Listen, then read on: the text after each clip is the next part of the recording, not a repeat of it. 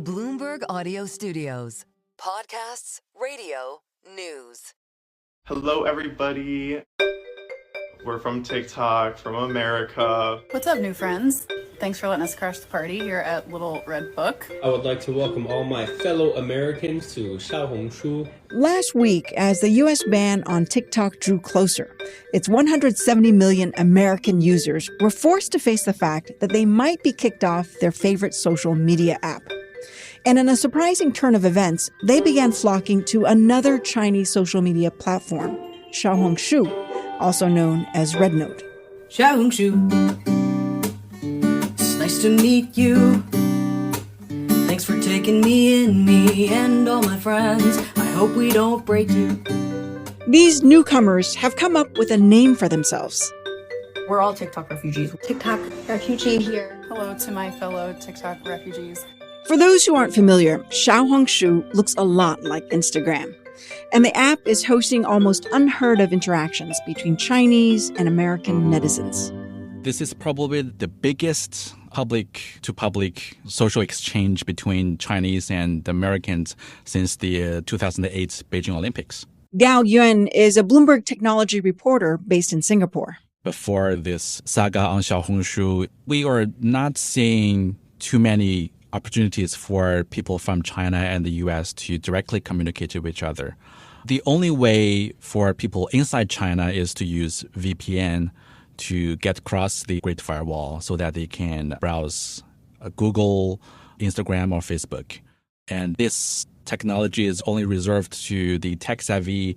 China's internet firewall is designed to restrict Chinese citizens' access to any content that the government deems sensitive. And foreign websites like Google and Facebook are blocked in mainland China. The controls had effectively prevented Chinese netizens from having direct information exchange with the outside world. But now, the threat of a ban on TikTok has changed all that. So many Americans are interacting with Chinese users on Xiaohongshu, and it became the most downloaded free app on iOS in the U.S. It's the first time that people from China and the people from the U.S. are having a chance to actually talk online to each other without any barriers. It's something that would excite people from China and I believe also from the U.S. This surge of TikTok exiles might on the face of it look like a good thing for Xiaohongshu. More users mean more eyeballs and traffic for the company. But all those good things come with a high degree of risk for the Chinese app.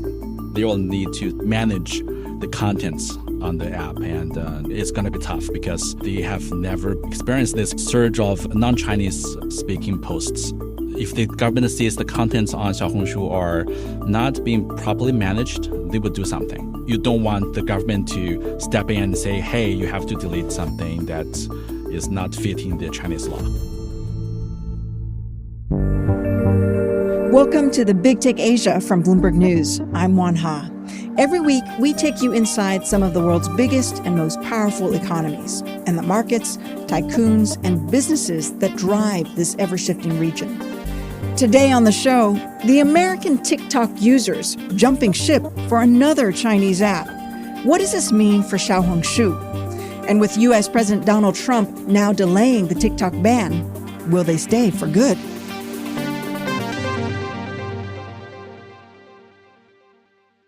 In the past week, it's estimated that Xiaohongshu has drawn millions of users ahead of the ban on TikTok. Many of them are from the U.S., and we chatted with one of them. I am Brecken Newman. I am 31 years old, and I am currently a realtor in the state of Mississippi. I'm in the city Gulfport. Brecken, how long have you been using TikTok? Probably like 5 or 6 years. I just kind of go on there and put content every now and then. And I've posted a couple videos of like home tours. There was a rental that my wife and I bought that was like completely destroyed. So I did like a before and after video on there. But pretty much just like family stuff with me, my daughter, my wife, my dogs. Oh, nice. So when did you actually join Xiaohongshu? I joined Xiaohongshu, it's been like 48 hours probably. It's only been like 2 days. I just was scrolling through TikTok and they were like, hey, everybody go check out RedNote. And what brought you there? To be honest, it was just the fact that it was something different. If I get on Instagram, it's going to be the same thing I see on Facebook here or X. I literally just wanted to join and meet people because it's like I don't judge a book by its cover until I meet you. You know, I don't listen to the government. I don't listen to the media. I just try to put my thought process in there as well. And describe to me your first post on Xiaohongshu. So it is a picture of my daughter and I. It was from like a Christmas event that we went to. We were just walking around looking at Christmas lights, and I just decided to post it. I was like, hello from America. Nice to meet everybody. Coming over here to make friends, see cultures. And then the first family to really see it was this beautiful family that I'm now best friends with. They're in Shanghai, and their daughter's name I think is like Tutu. And then they were one of the first comments to ever post on that picture. So Tutu's mother, she posted a picture of her family, like an up-close picture of their beautiful family, of course. And they were just saying, hello, welcome. And then after that, it just seemed like from there, everybody else was just posting family pictures and welcoming and going from there. And that post just blew up overnight, right? It made its way to X as well? Yep. Someone ended up taking a picture of me and Tutu's family, and it got onto X. I think it's got like over 8 million views right now. And like I just posted it. I wasn't expecting nothing from it. And then I get on Xiaohongshu again, and I was like, holy smokes, you know, there's so many people commenting and liking, sharing pictures of their families, which was awesome. I think that was really great, just seeing everybody come together. Everybody was getting emotional, and everyone was like connected. It was crazy. I guess this is really the first time, I mean, we've really connected with any Chinese people, to be honest. That's really nice. Now, you're posting a lot on Xiaohongshu and interacting with new friends. Are you at all concerned about giving personal information to an app owned by a Chinese company? So the reason they're trying to get rid of TikTok, they're saying it's Chinese owned, and you know, Chinese are stealing our data, and it's like none of us really care because our data is being sold everywhere anyways. So it's like we might as well continue on, like we don't worry about it. So data security aside, what about censorship on Xiaohongshu? How familiar are you with China's censorship system?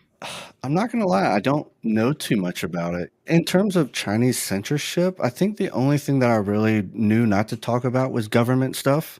So I was like, let me just stay away from that in general.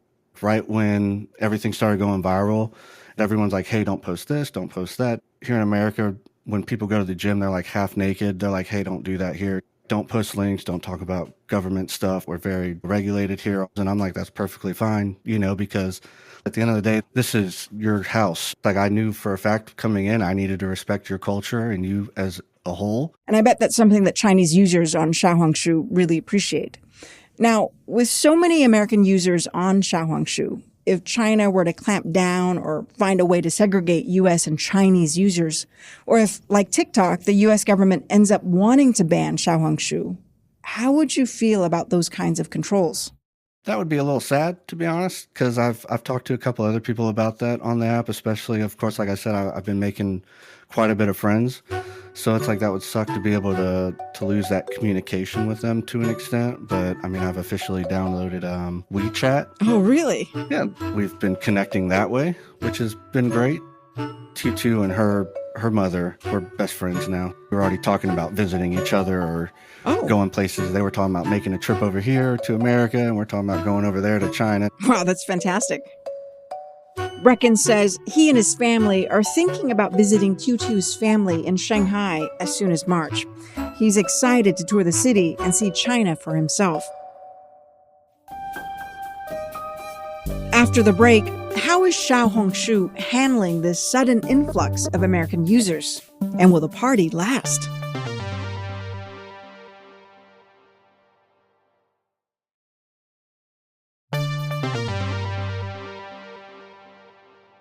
To better understand how unusual this exchange is between Chinese and American users on Xiaohongshu, we talked to Gao Yuan, a Bloomberg tech reporter in Singapore.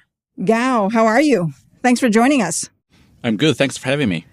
Now, Gao, do you use Xiaohongshu? Yes, I do. Actually, it's my guilty pleasure. I think I used it maybe too much. 10 hours a week. I know what you mean. I use it a lot too. Xiaohongshu is known by many Americans as a Chinese equivalent of Instagram. But Gao says it's much more than that. The users get all kinds of content and services from the app. They can post their travel photos, share videos, maybe find some restaurants or chat with strangers. And some people do online shopping on Xiaohongshu. So essentially, it's a hyper combination of many functionalities that you see on many apps from X, Instagram, Clubhouse, Shein, and beyond. The name Xiaohongshu literally translates to Little Red Book. And before this app became a household name, if you asked a typical Chinese what Xiaohongshu means, they would probably direct you to a particular Little Red Book entitled Quotations from Chairman Mao Zedong. It's the name of a pamphlet with scarlet red cover full of Chairman Mao Zedong's quote collections. It was once a Bible for the communist movement during the Cultural Revolution in China in the 1960s and 70s. Xiaohongshu's co-founder, Miranda Chu, said the app was created originally to help people shop overseas. That's according to Chinese media reports. Chu said the color red is memorable, and they wanted the app to serve as a guidebook for users, hence Little Red Book. And before American users began signing up, Xiaohongshu was already popular outside of mainland China, in places like Hong Kong, Singapore, and Malaysia. And most of the app's users are Mandarin speakers. But a lot has changed in the last week. Gao, when you open up your Xiaohongshu now, what does the feed show you? And what are Chinese and American users talking about? It's been crazy, to be honest. They have all kinds of questions asked and answered, from like what you had for lunch to jokes, Taylor Swift, even some aliens. So all kinds of topics that you can think of. One interesting topic was the cat or dog tax. Tessa, we gotta pay the cat tax for RedNote. Wanna say hi to RedNote? Say meow. Yeah, that's nice. Say hi to the Chinese people. Say ni hao. RedNote, I don't have a cat tax, but I have a pug tax. Here, check this out. This is my tax. Hello, say hello, Toffee. Hi, Xiaohongshu. Explain that to us.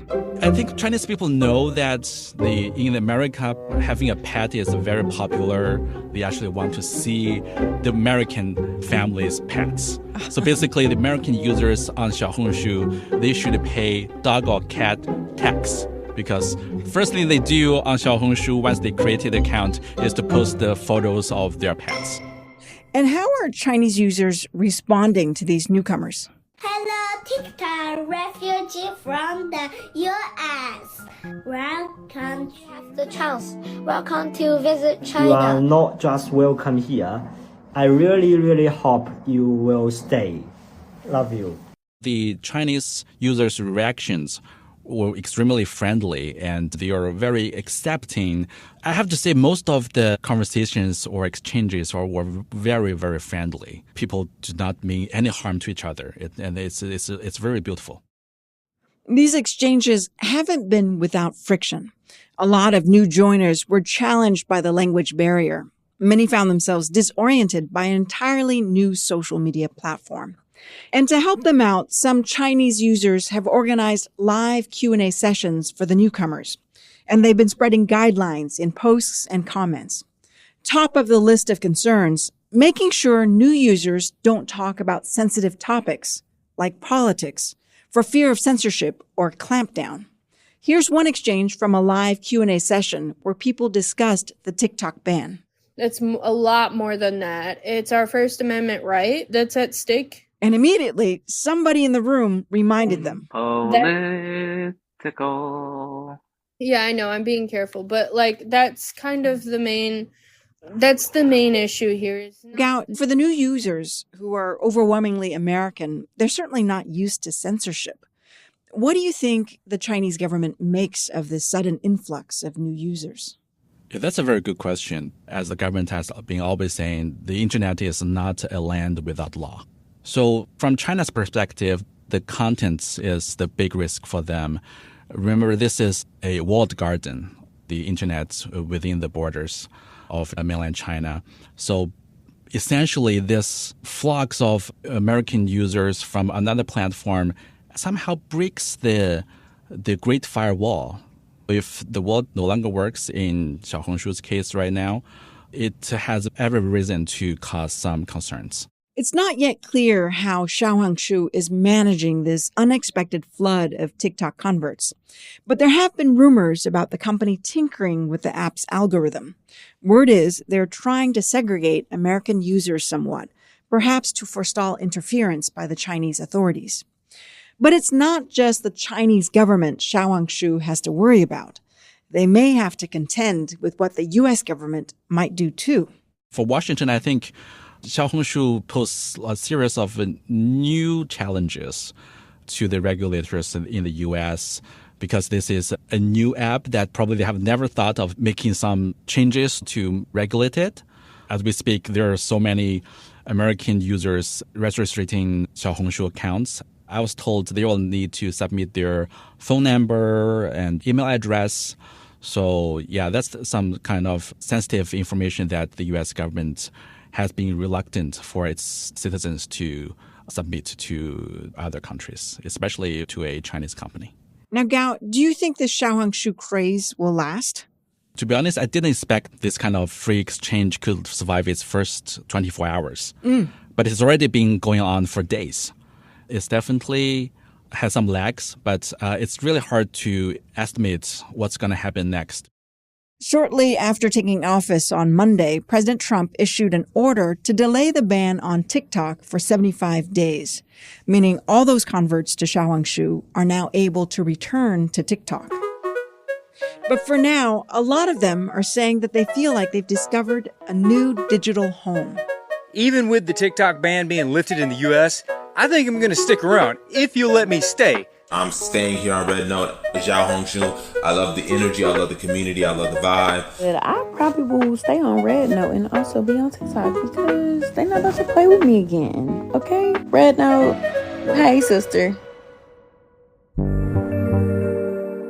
This is the Big Take Asia from Bloomberg News. I'm Wan Ha. This episode was produced by Yang Yang, Naomi and Jessica Beck. It was mixed by Amr Sultan, sound designed by Jessica, and fact-checked by Naomi. It was edited by Patrick Hirsch and Edwin Chan. Naomi Shaven is our senior producer. Elizabeth Ponso is our senior editor. Nicole Beamsterboer is our executive producer. And Sage Bauman is Bloomberg's head of podcasts. Please follow and review the Big Take Asia wherever you listen to podcasts. It really helps new listeners find the show. See you next time.